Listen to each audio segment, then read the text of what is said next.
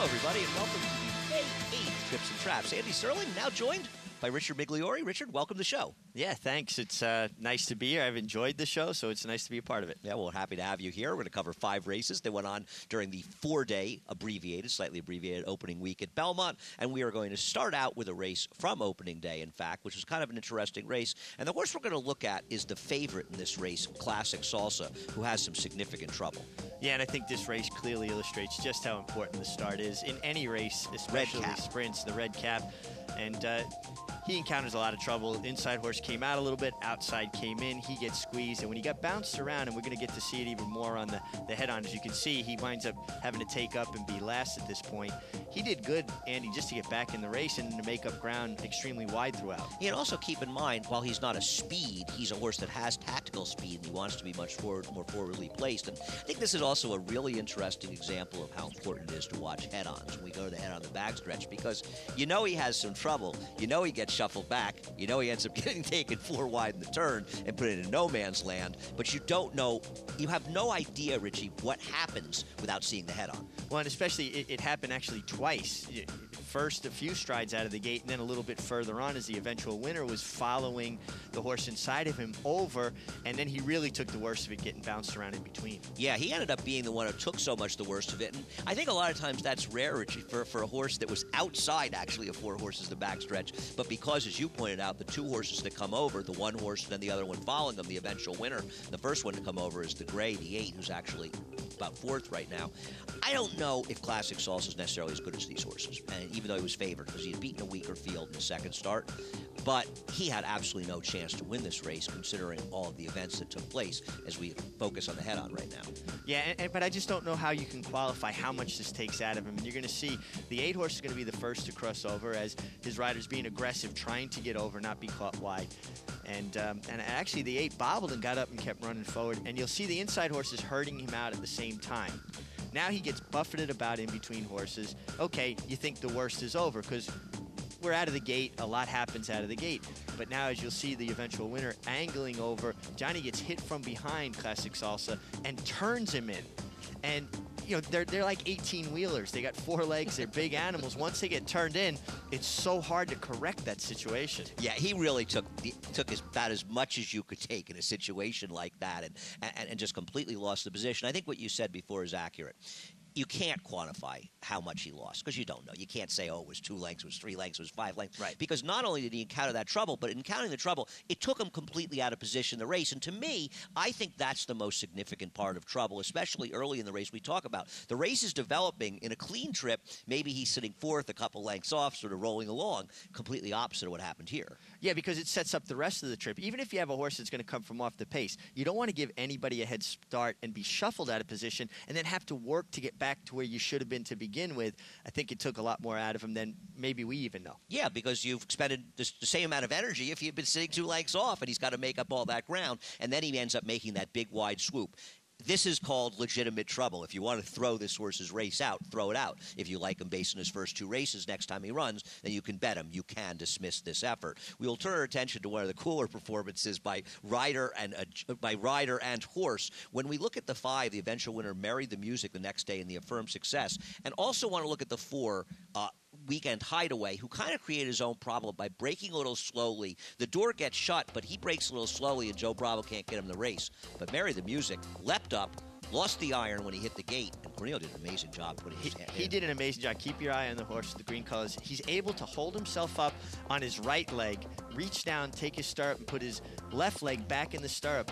I can speak from experience. It's extremely tough to do, and it speaks to the strength of Cornelio Velasquez. Joe Bravo did try to get position. He wasn't quite able to get there before the door closed. Yeah, I feel as though, you know, he breaks a step slow as you pick him up. He's the red, and Joe's sort of hustling him there, and as you said to me beforehand, he's not helping him. Keep an eye. You can see that leg is out of the stirrup, and as Richie pointed out, watch Cornelio adeptly put it back in. I mean, this is about as smooth as a rider can do that in that situation. The good thing for him is that he was then out in the clear, not in between horses where he had to worry about running into somebody, and he could do that. But I was very impressed with how smoothly he was able to do it. No, it's amazing, and it shows how much the best and the worst was, because he lost at least 2-3 lengths of position, and it wasn't a particularly fast pace once that happened. He was able to sort of make that wide run and get it done.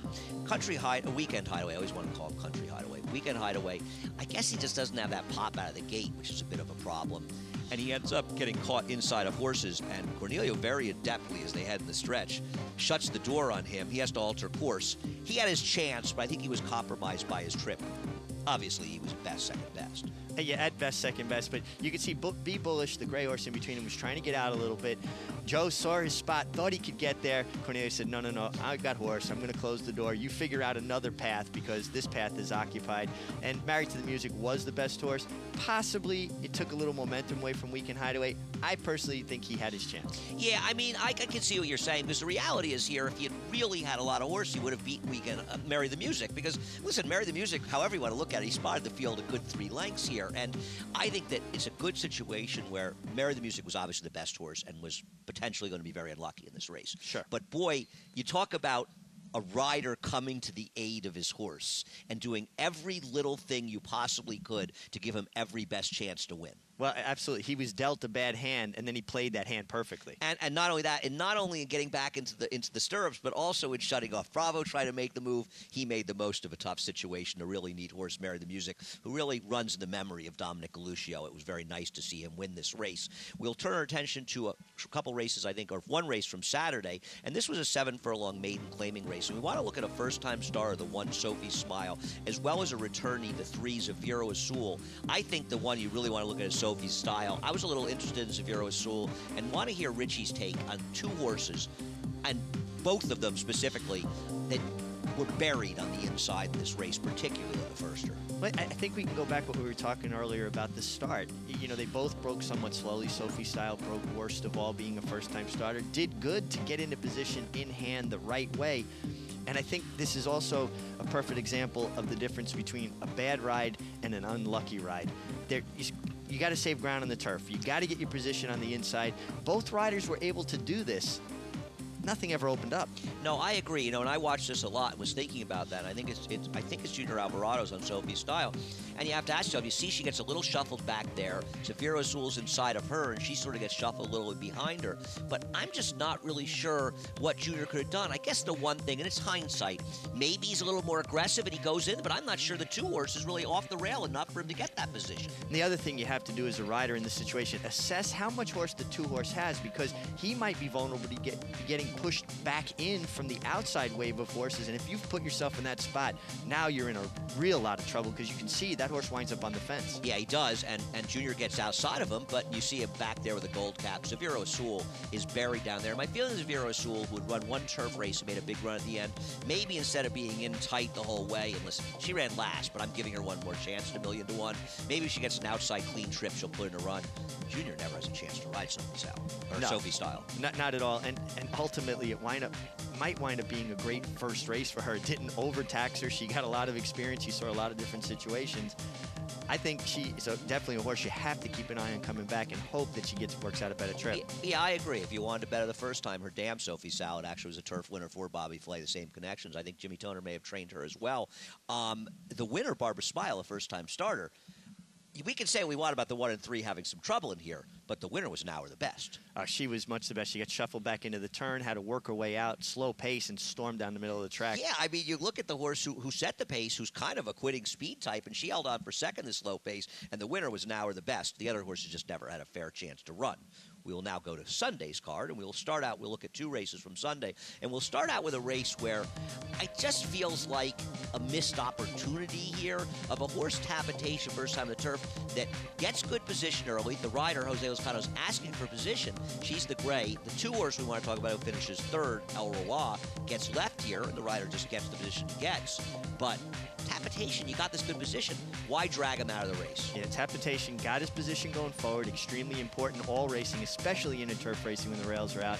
And I think Jose Lozcano looked over to his right and saw 3 horses there and decided, I don't want to be in a duel, but maybe he misjudged how slow they were actually going. Yeah, I mean, this is one, and no sour grapes here. Obviously, Richie wasn't playing, and he wasn't even here, and I didn't bet Tapitation, but I just feel like, especially when you see the winner is the horse in front, I mean, he's just continuing to lose position with a horse that was in front. At worst, he should have been sitting there behind the leader, and Richie, you think it's possible he could have been in front? Yeah, I think he could have been in front. Maybe in his mind, if he had to do it over, where he would have just let him go ahead and keep going forward. Once he got in his mouth and the horse flipped his head, it's very hard to get that horse's head back in the proper position and not continually get shuffled back.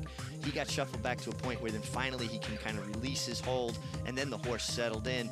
It was unfortunate because he used so much energy going backwards when he could have been using the same energy going forwards. Yeah, no, that's an interesting point. I mean, you look at it right now, Richie, he's a good 4.5, 5 lengths off the leader. The two's behind him. I think this is also an interesting illustration of how frequently these inner turf races, mile and a 16th, even a mile and 8th, how much saving ground matters, because the horses that run 1, 2, 3 in here, 2 of them with trouble behind a slow pace, the 2 and 5, they all were the horses that saved the most ground in this race. Yeah, it's so different than riding the outer turf course, and especially with the rails out. You have to save ground. There's no way around it. You can see he wound up getting a nice seam here, was able to cut the corner and work out a decent trip after the debacle early. Well, when you consider how slow the pace was and the fact that the speed was the one who held on, I think both of the horses who ran second and third ran very well. Now, they did save ground, which mitigates some of it, and I do think there's an argument to be made that the horse who finishes 5th here training for success, maybe that's what you want to look at going forward, because that horse never saved any ground whatsoever. I guess here's the question. We talk about this. As a rider, you go into a race with a preconceived plan, or should you be going into a race with your sort of options open and let where you settle dictate where you end up in the race? I think unless it's a specific horse that has to be ridden a very specific way, that needs a certain trip, because you have some horses that if they make the lead, they just use themselves way up too much, or they lose interest, or a horse that isn't, or I should say is faint-hearted and needs to be up in the race more. Unless it's a situation like that, you've got to go in very open-minded. You've got to be able to play it off the break. You also have to ride for people that give you the confidence that you can call audibles. You know, I know we kind of were thinking like this, but this happened, and this is the call I made, and they've got to be okay with it. You've got to be allowed to be the quarterback. And listen, it's a tough job as a jockey because you're the ones that get the blame at the end of the day. Everybody, I mean, it's true. You get too much credit and you get too much blame a lot of the time, and you try to do the right thing, and sometimes it doesn't work out. Regardless of that, Tapitation still ran fairly well to be second here. Ran extremely well.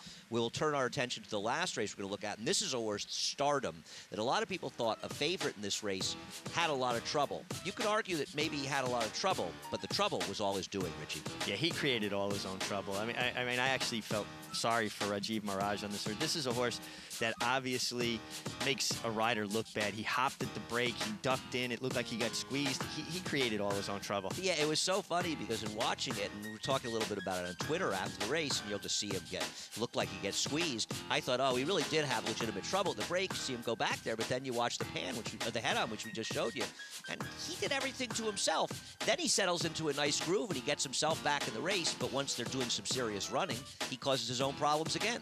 Well, and you know, it's interesting watching that again just there kind of came to me. When he did that hop and he came to the ground, his front feet touched the ground, he actually dug his toes in for a stride and almost propped out of the spot and ducked in, almost like he was anticipating getting squeezed. Now he does get into a nice rhythm. You can see Rajiv knows he didn't break well. He wants to ease back into the race. He doesn't want to use him too much here. And I thought he was giving him a terrific ride and did a great job making sure he secured his lane into the stretch. But then you're going to see what happens when the eventual winner comes outside of him. Yeah, I agree. I think this is a horse that just makes the rider look bad, to be honest with you here, and he's just not good enough. I wonder, he ran his first race in the dirt, and he ran an acceptable third in there in a pretty competitive field. If maybe they just wanted to see him behind horses with those yellow blinkers, as he gets that lane, maybe he's just a horse that's better on the dirt. Maybe he's just a little bit not that good. Yeah, I mean, he sifts out here. He's in the clear. He's got his position. You can see he's already lugging in. Now it's going to get compounded when this horse comes outside of him. And I know some people are going to say, well, why didn't he have his stick in his left hand to hit him? Sometimes when you're on a horse that's lugging in like that, you can't even take your hand off the reins to switch sticks because you'll lose control of the horse. And clearly this is a horse that you're worried you're going to lose control of because he's acting on his own and you're not even really able to control him with both hands. And we'll show you the head-on of this to show you what's going on. And I think there's an illusion that he gets pinched. He does kind of get pinched, but it's his own action that causes him to get into that trouble. Yeah, if he's not lugging in, he's still a path away from the horse that steps out a little bit in mid-stretch and they buff it about a little bit. That's not even something that would come down. That was more like brushing, and the fact that he was leaning in so hard, you could see his head turned out. He switched back to his left lead. I think if Rajiv had tried to do something like switch sticks at that point, he would have wound up maybe on the fence. Yeah.